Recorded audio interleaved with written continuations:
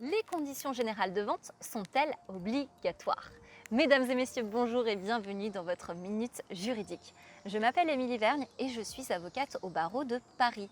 J'accompagne les entrepreneurs dans la création et le développement de leurs projets afin qu'ils investissent leur temps et leur argent de manière efficiente. Parce que ma priorité, c'est votre succès et votre liberté. Alors aujourd'hui, nous allons parler des conditions générales de vente et plus particulièrement de quand est-ce qu'elles sont obligatoires. Il y a trois grands points à distinguer. Le premier, c'est si votre client est un professionnel. Dans ce cas-là, les conditions générales de vente sont facultatives. Elles sont facultatives, très bien, mais le code de commerce vient vous dire attention, si votre client vous demande les conditions générales de vente, il faut les présenter. Du coup, non, mais oui. Retenez oui, ce sera 10 fois plus simple. Deuxième point, votre client est un consommateur et il s'agit de vente directe. On ne va pas vous parler de conditions générales de vente à ce moment-là, on va vous parler de devoir d'information.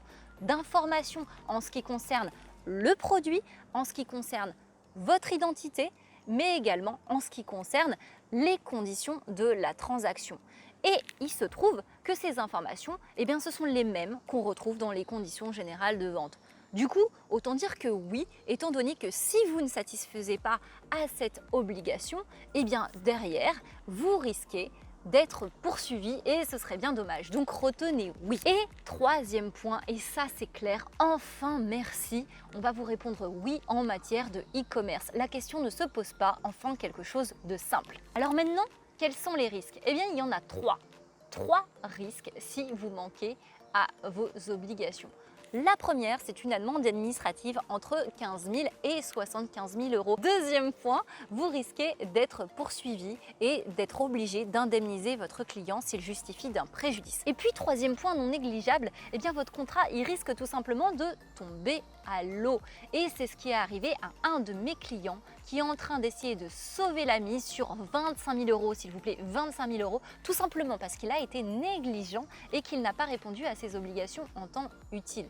Du coup, mon invitation pour vous, c'est tout simplement de prévoir des conditions générales de vente et ce, de manière systématique. Ces conditions générales, elles doivent être personnalisées parce qu'elles représentent votre politique commerciale. Elles apportent du cachet à votre structure. Elles vous apportent de la clarté et elles viennent encadrer votre relation commerciale avec votre client.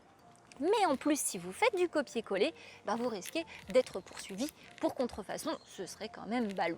Si cette vidéo vous a plu, je vais vous inviter à la liker, à la partager et à la commenter. Je vais vous inviter également à vous abonner à la chaîne afin de recevoir toutes mes vidéos qui représentent des minutes juridiques concernant l'entrepreneuriat.